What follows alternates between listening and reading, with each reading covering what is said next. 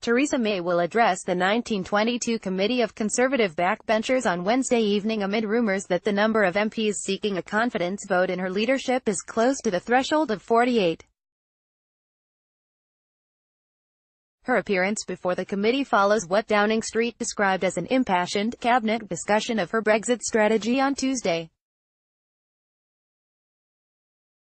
The Prime Minister's official spokesman brushed off an RTE report that the EU is prepared to offer Britain a legally binding, UK-wide customs backstop. Take any of it with a pinch of salt. The PM set out our position yesterday in relation to the backstop. That remains the case today. The prospect of Northern Ireland being placed in a different customs arrangement to the rest of the UK is unacceptable. The House of Commons has voted to pass a law to that effect, he said. According to the report, the withdrawal agreement would still include a Northern Ireland-only backstop, and the UK-wide version would be in a separate treaty to be concluded after Britain leaves the EU next March. The withdrawal agreement would, however, contain a specific commitment to a UK-wide customs arrangement by way of a legal article.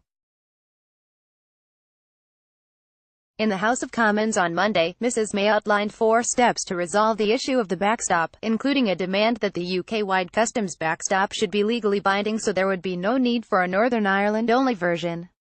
Downing Street said later that any Northern Ireland-only backstop was unacceptable. During Tuesday's cabinet meeting, ministers are reported to have warned that Britain must not remain in a temporary customs arrangement with the EU for an extended period and that any backstop must not be indefinite. The cabinet is to receive weekly updates on preparations for a no-deal Brexit, and the Financial Times reports that the government is drawing up plans to charter ships to bring in emergency supplies of food and medicines. The government fears that, in the event of a no-deal Brexit, new customs controls in France could create a bottleneck on the Dover-Calais route.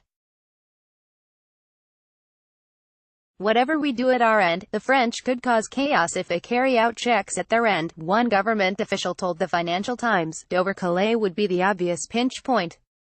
The French would say they were only applying the rules. Edward Lee on Tuesday night became the 50th Conservative MP to sign a Stand Up for Brexit pledge to oppose Mrs May's Chequers proposal and demand a hard Brexit. The signatories, who include Boris Johnson, David Davis and Jacob Rees-Mogg, also opposed the backstop, claiming it cuts Northern Ireland off from the rest of the UK.